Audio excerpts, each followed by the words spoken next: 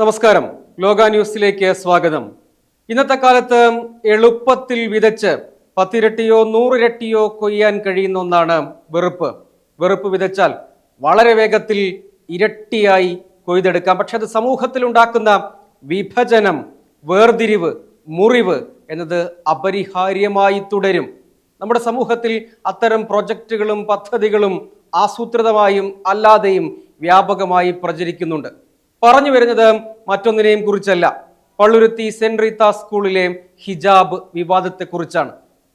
ഒരു കുട്ടിക്ക് ഹിജാബ് അല്ലെങ്കിൽ തട്ടം ധരിക്കാനുള്ള അനുമതി നൽകുകയല്ലേ വേണ്ടത്? അതോടുകൂടി ഈ പ്രശ്നം പരിഹരിക്കപ്പെടുകയല്ലേ? അതിനെ ഭയത്തോടെ കാണേണ്ടതുണ്ടോ, അനുവദിക്കാതിരിക്കേണ്ടതുണ്ടോ? അതൊരു മൗലിക അവകാശമാണോ അല്ലയോ എന്ന കോടതി വ്യവഹാരത്തിലൂടെയുള്ള ചോദ്യത്തിനപ്പുറത്ത് സമൂഹത്തിലെ വൈവിധ്യങ്ങളെ അംഗീകരിക്കുകയല്ലേ വേണ്ടത് എന്നത് വളരെ പ്രസക്തമായ ചോദ്യമാണ്.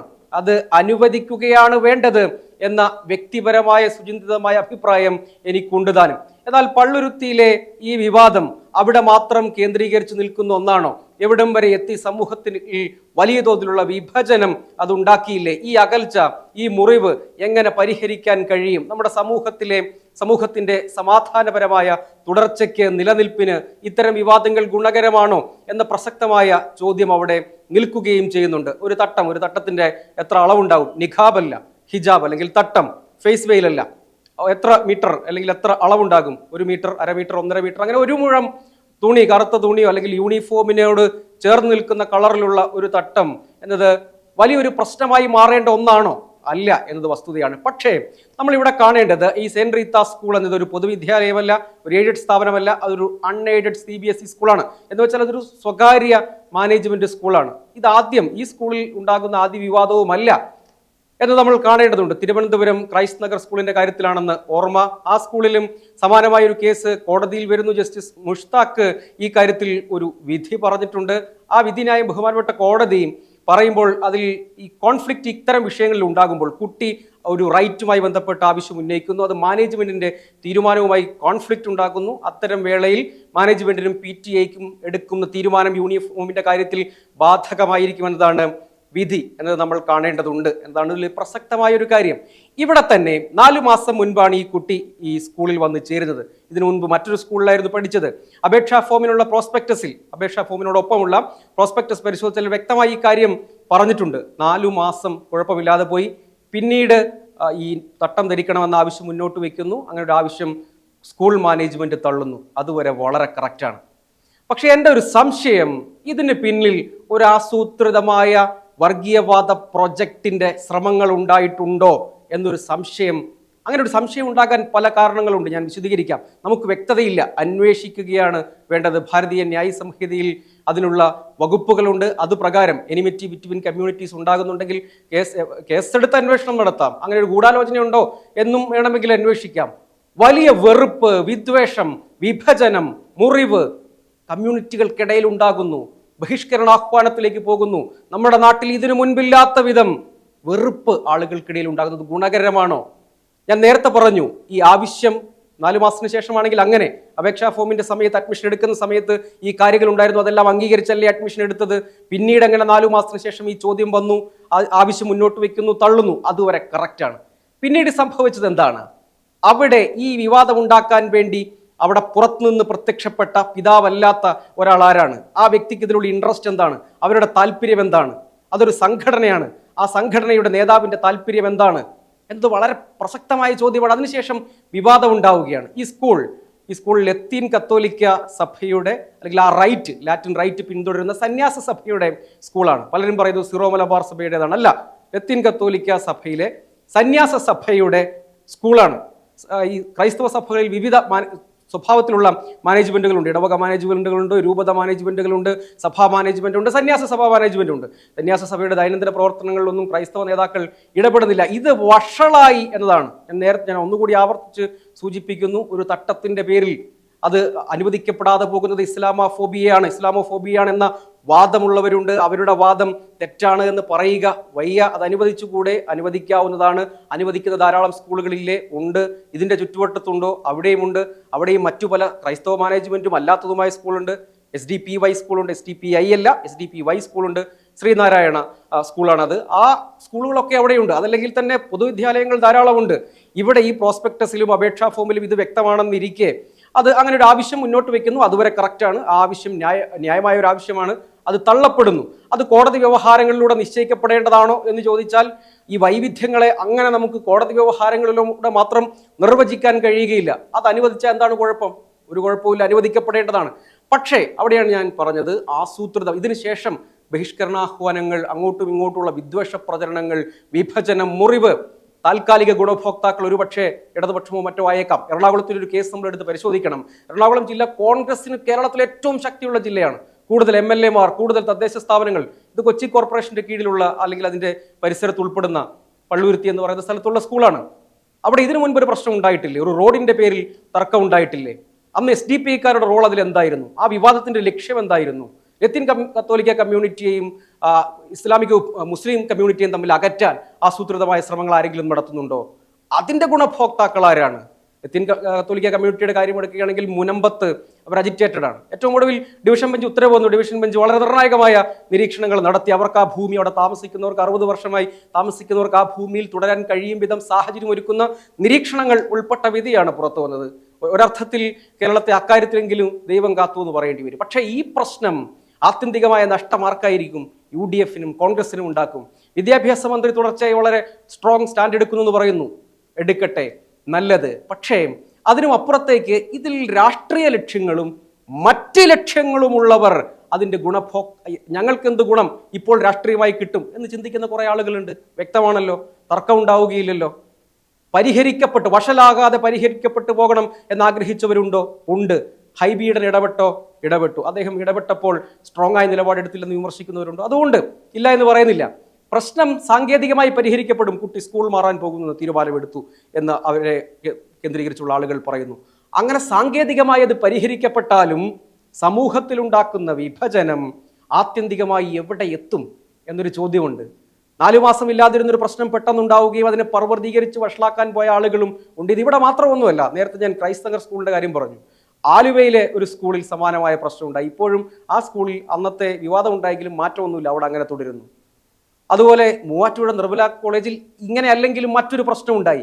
ഇതെല്ലാം കേവലം മൗലികാവകാശവാദത്തിൽ മാത്രം ഊന്നുന്ന ഒന്നാണോ?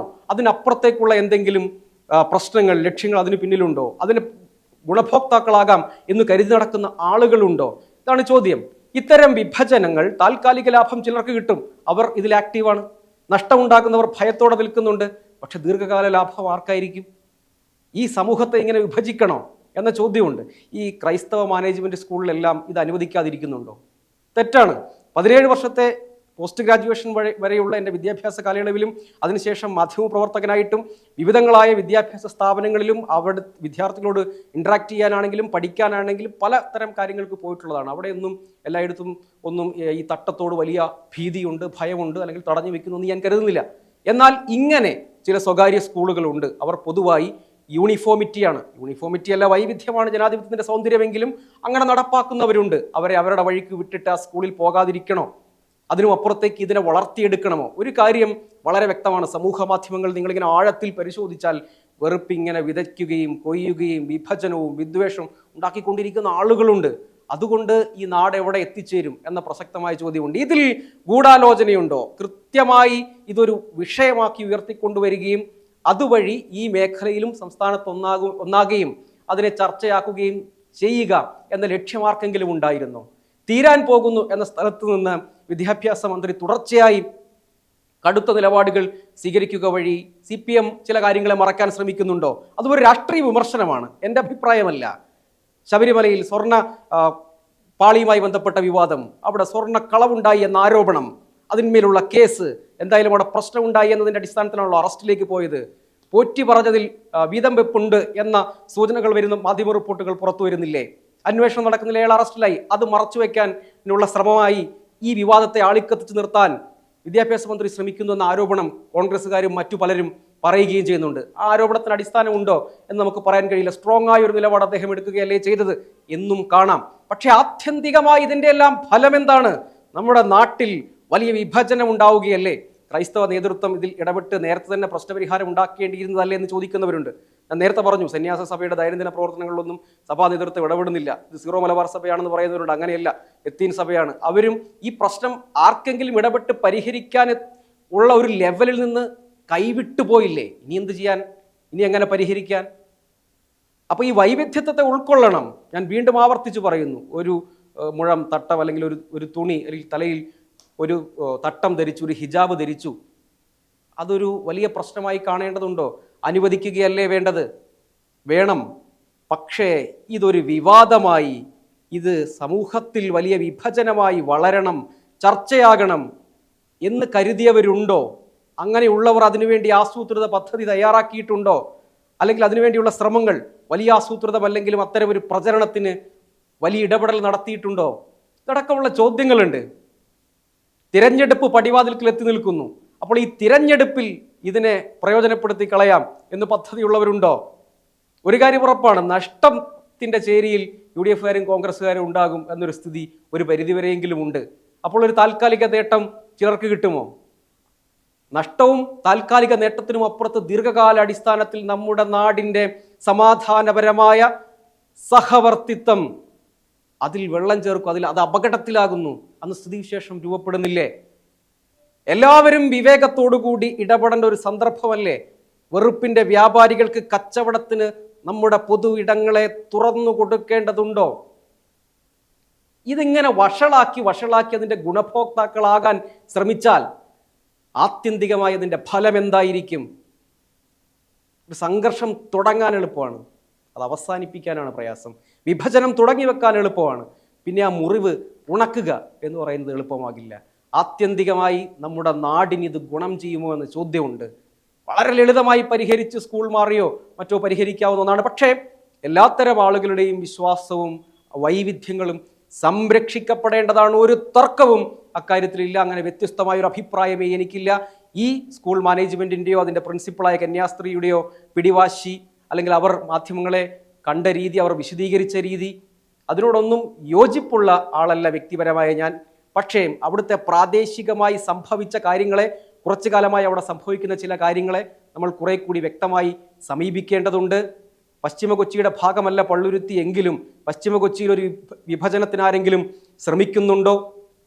അത് തദ്ദേശ നിയമസഭാ തിരഞ്ഞെടുപ്പുകൾ ലക്ഷ്യമിട്ടാണോ എന്നതുൾപ്പെടെയുള്ള കാര്യങ്ങൾ പരിശോധിക്കേണ്ടതുണ്ട്. ലത്തീൻ കത്തോലിക്ക കമ്മ്യൂണിറ്റിയെയും മുസ്ലിം സമൂഹത്തെയും തമ്മിൽ വല്ലാതെ അകറ്റാനുള്ള ശ്രമമുണ്ടോ?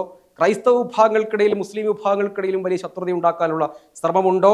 ഗെറ്റോയിസേഷൻ എന്നൊക്കെ നമ്മൾ പറയില്ലേ, പലതരം ഭൂഖണ്ഡങ്ങളായി വൻകരകളായി മനുഷ്യരെ മാറ്റുക, അതുവഴി വിഭജനത്തിന് ഏറ്റവും നല്ല വളക്കൂറുള്ള മണ്ണാക്കി നാടിനെ മാറ്റുക എന്ന ശ്രമം. അതിനപ്പുറത്തേക്ക് എല്ലാവർക്കും തുല്യമായ അവസരങ്ങളുള്ള സഹവർത്തിത്വമുള്ള ഒരു നാടായി നിലനിൽക്കേണ്ട ഉത്തരവാദിത്വവും ബാധ്യതയും എല്ലാവർക്കുമുണ്ട്.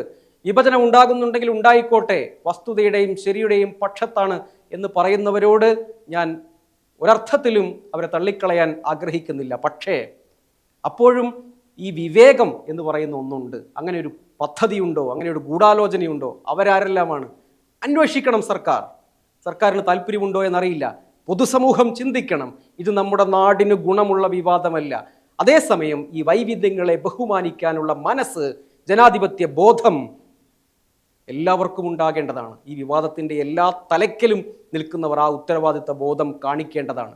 ആരെയെങ്കിലും പേര് പറഞ്ഞ് ഇവരുടെ പദ്ധതി എന്ന് പറഞ്ഞ് അതിനെ ചുരുക്കി ഈ പ്രശ്നത്തെ അങ്ങ് പരിഹരിച്ച് കളയാം എന്ന അവിവേകം ഉണ്ടാവരുത്. രാഷ്ട്രീയ പ്രവർത്തനം എന്നത് ഈ സമൂഹത്തിൻ്റെ എല്ലാ തലങ്ങളിലും നടക്കുന്നതിനെക്കുറിച്ചുള്ള പൾസ് തിരിച്ചറിഞ്ഞുകൊണ്ടുള്ള ഇടപെടലായിരിക്കണം. ഒരു കാര്യം ഉറപ്പാണ്, ഇത് നമ്മുടെ നാടിന് നന്നല്ല. അവിടെ ഒരു സ്വകാര്യ സ്കൂൾ മാനേജ്മെൻ്റ് ഉണ്ടെങ്കിൽ അത് അവഗണിച്ച് സ്കൂൾ മാറി അപ്പോൾ തന്നെ തീർക്കേണ്ട പ്രശ്നമായിരുന്നു. അത് വഷളാക്കാൻ നേതൃത്വം കൊടുത്തതാരാണ്? ഒന്നുകൂടി ആവർത്തിച്ച് പറയാം, അങ്ങനെയുള്ള വൈവിധ്യങ്ങൾ ഒരു വിശ്വാസത്തിന് ബന്ധപ്പെട്ടാണെങ്കിൽ ആ വൈവിധ്യത്തെ അംഗീകരിക്കുകയാണ് ജനാധിപത്യപരമായി ശരി. അതാണ് ജനാധിപത്യത്തിൻ്റെ സൗന്ദര്യം. അത് ഉൾക്കൊള്ളുകയാണ് വേണ്ടത്. പക്ഷേ ഇത് കൈവിട്ടിരിക്കുന്നു.